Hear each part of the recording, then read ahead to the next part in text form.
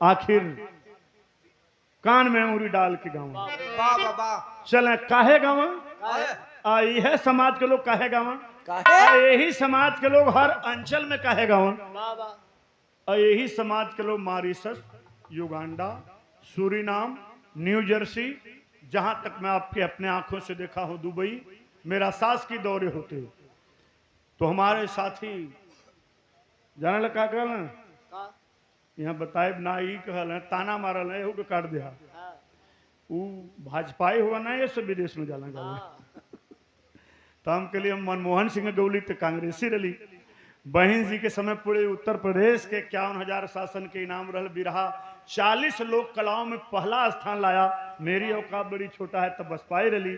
अब इस समय 3 देश के दौरा के लिए अब भाजपाई हो गई। कलाकार की नदियों का स्रोत, कलाकारों और वीरों का गोद कोई था नहीं लगाने वाला है। अब पानी बही पनी चाहे जौन तर्क लगा ला लो। चले एक ऐसी रचना की ओर।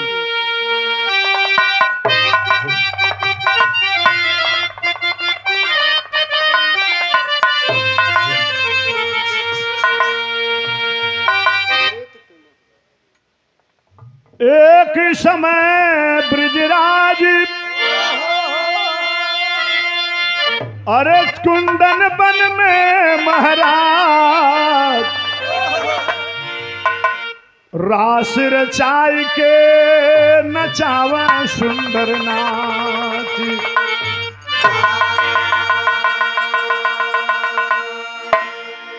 लीला धमकिया बनवारी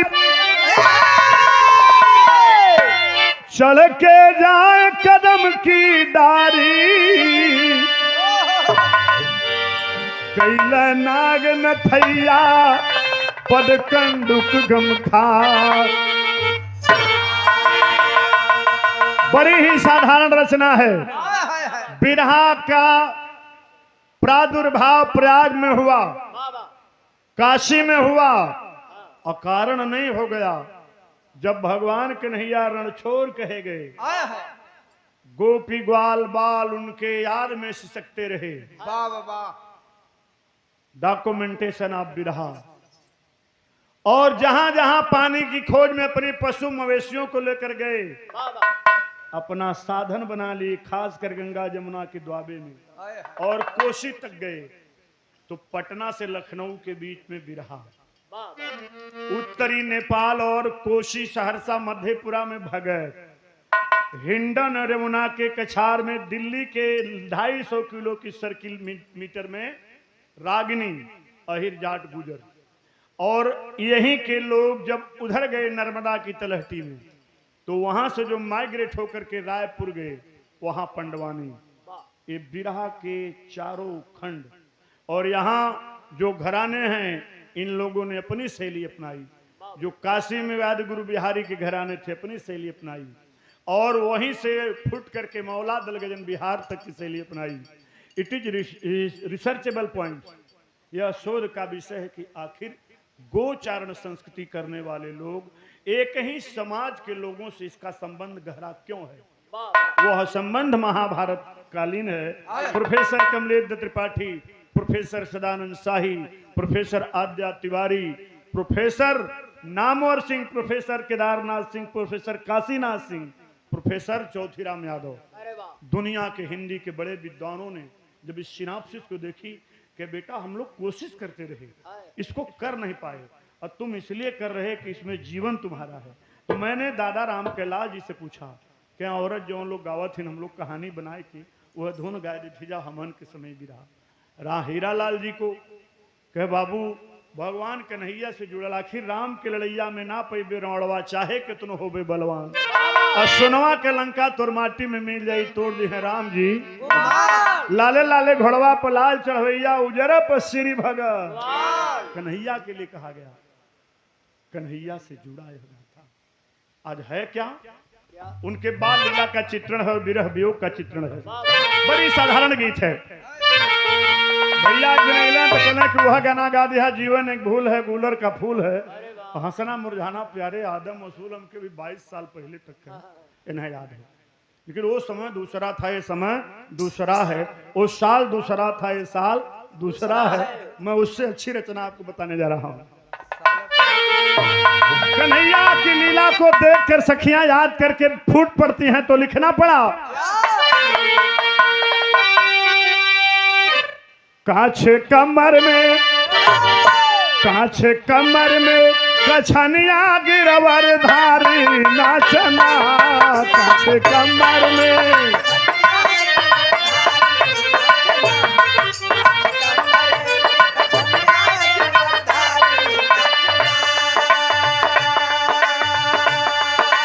खेलन खेल की लाल करत मनमोहन मदन मुरारी।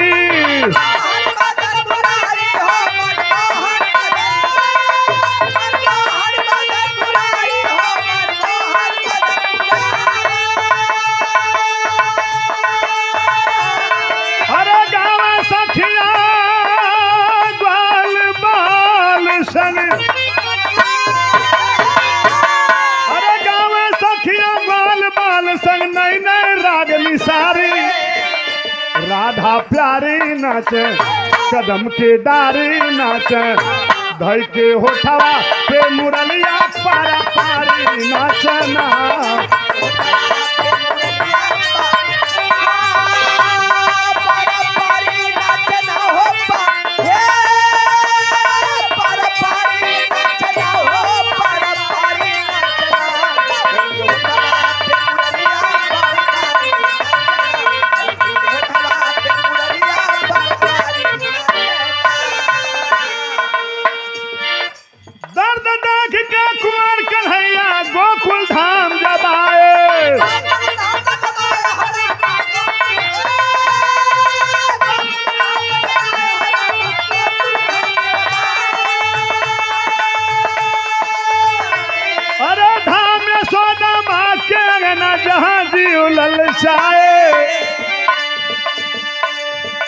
मटका भारी नाचे कुंज बिहारी नाचे, घूम के मोरवा संग मोरनिया पारा पारी नाचना।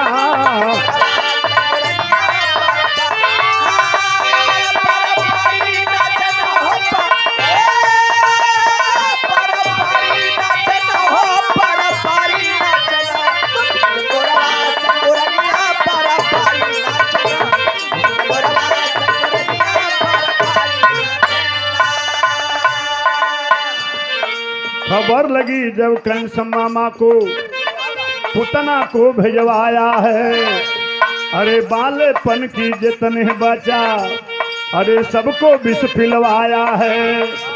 अरे कितनों को लेका करके वह अरे सीधे मौत करवाया है। अरे पियत कन्हैया अरे मोरे रामा, पियत कन्हैया पुतनायस तन, मर गई पापी न काया है, अरे मर गई।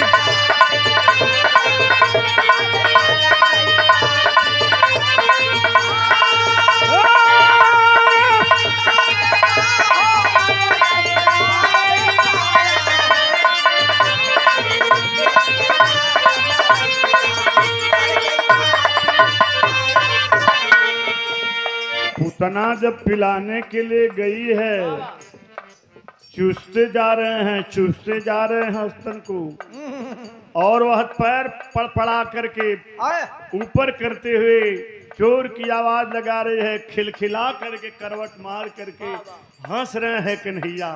भागी भागी आती हैं जसोदा मैया, हाहाकार मच जाता है, लोग समझ गए क्रूर कंस की चाल है। दिन दिन बढ़ी उमरी का था, अब पद कंटुक के खेल किए, अब भ्रांति तोड़े जमुना जल का, अब पारी जल से मेल किए, मार के गेंदा दह में कूद गयो, अरे अजब रेल में रेल किए। खबर लगी है माँ जसुदा को, हाहाकार तब झेल लियो।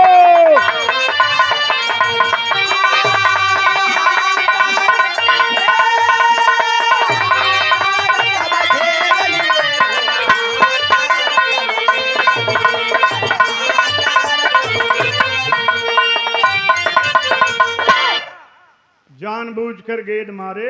आया है। उस यमुना के जल का जो कुंड था वहां कोई जाता नहीं था। वाह वाह वाह। कालिया दह को जब मारे हैं, नी गेंद गई है नीचे, आया है। बाल बाल दौड़ते रोते गए, मैया तेरो लल्ला जब की हो, मैया तेरो लल्ला, काली दहमा कूद गयो। वाह। मैया चिघारते गोकुल गांव के साथ आ रही है।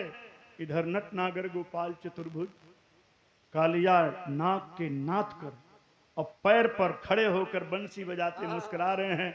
मैया अपने लल्ला को देख रहे हैं। जल पवित्र होता है और कांधा की लीला आगे भ्रांतियों को तोड़ना। घमंड तोड़े इंद्रराज का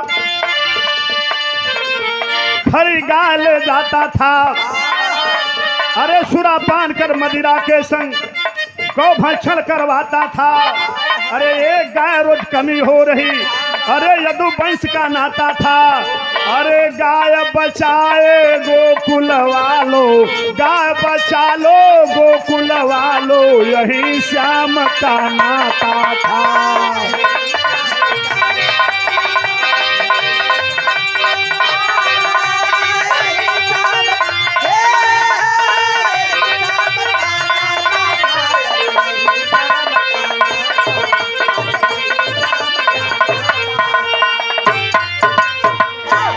घमंड तोड़ा इंद्रराज का गोवर्धन पुजवाए।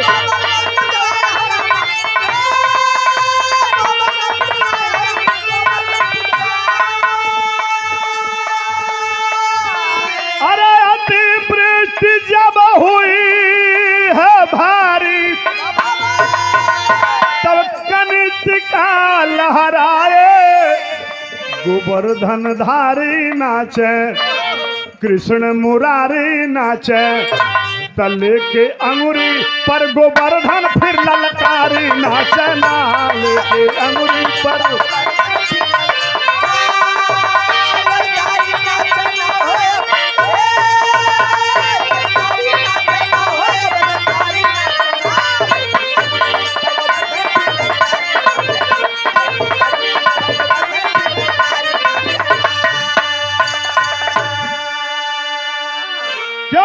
पूजा करते हो, तुम्हारे एक के घर से एक एक गाय लेकर जाते हैं। गो धन वर्धन, गौ संपदा में वृद्धि करो। गोवर्धन पहाड़ तेरे पशुओं को चारा देता है, तुझे जड़ी औषधि जीने का सहारा देता है, तेरे बसने के लिए छांव छप्पड़ खड़ पतवार देता है, तुझे जड़ी बूटी जैसी जीवन रक्षक दवाइयां देता है। इंद्र की पूजा बंद करो। इस पहाड़ की, वृक्ष की, आज जो वृक्ष लगाओ पूरा देश दुनिया चलत हो, वो भगवान कन्हैया उसी समय कर दिए थे। अब कह भगवान को और एक मिथक तोड़ना है। क्या? धर्म धर्म के युद्ध में बन के अर्जुन के रथवा,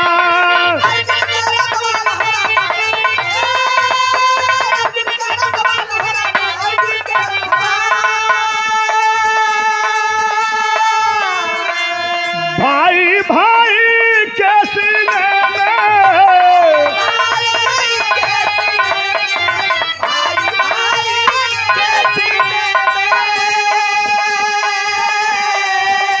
अरे लगा चमक के बाण, गोवर्धन धारी नाचे, कृष्ण मुरारी नाचे, लीला कैला लीलाधारी कुंज बिहारी नाचना, लीला कैला।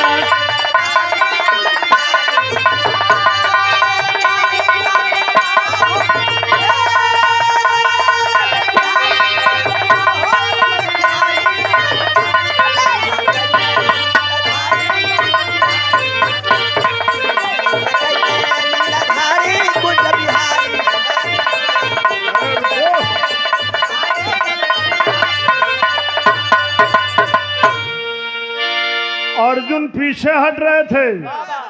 दादा को मारना होगा, काका को मारना होगा, चाचा को मारना होगा, भाई को मारना होगा। आखिरी बात है मेरे विरह का, जब ऐसा युद्ध करना होगा हे केशव, तो अब मैं युद्ध नहीं करूंगा। यहाँ न कोई तुम्हारा भाई है, न कोई तुम्हारा दादा है, न कोई तुम्हारा काका है, न कोई तुम्हारा चाचा है। यह धर्म और अधर्म का युद्ध है। तुझे धनुष बाण लेकर के समर में चलना होगा।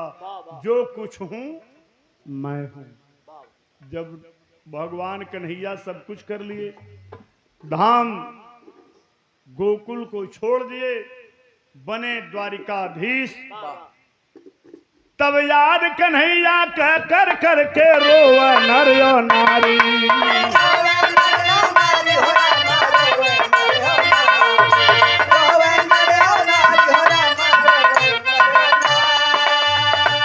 अरे धरती पर बिरहा रागनी भगत बनवारी,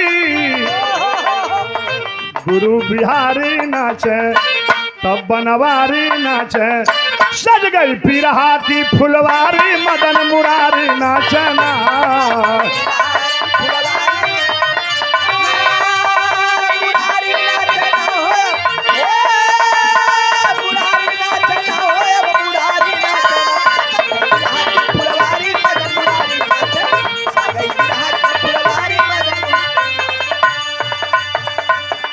प्रयाग में गीतानंद राम और अखाड़े आले,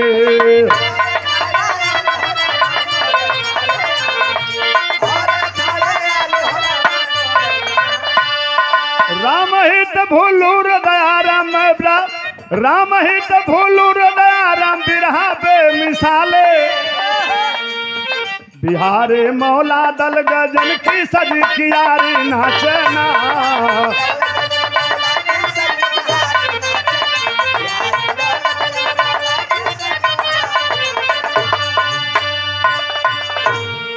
प्रयाग के अखाड़े, बनारस में बीरू बिहारी के अखाड़े, बिहार में मौला दलगजन के अखाड़े, और कजरी से बिरहा में विलीन होने वाले अखाड़े।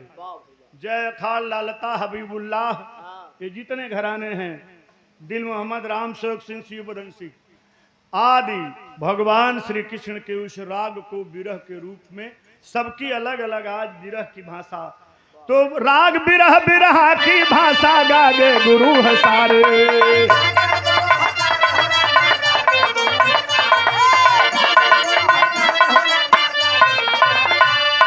इसी जगत में काशी प्रयाग बिरहा की फुलवारे।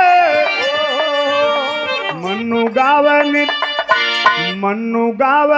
नित भजनिया, झम झमकारी नाचना।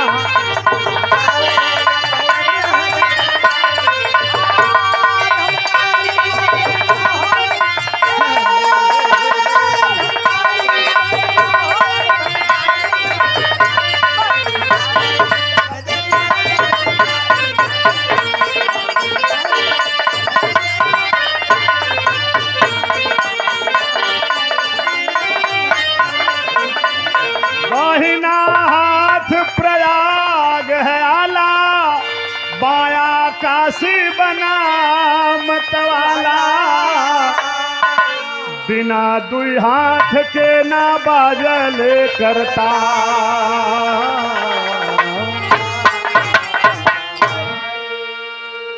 सेवा में श्रीमान फूलचंद यादव, जगतपुर बैंक वाले, 100 रुपए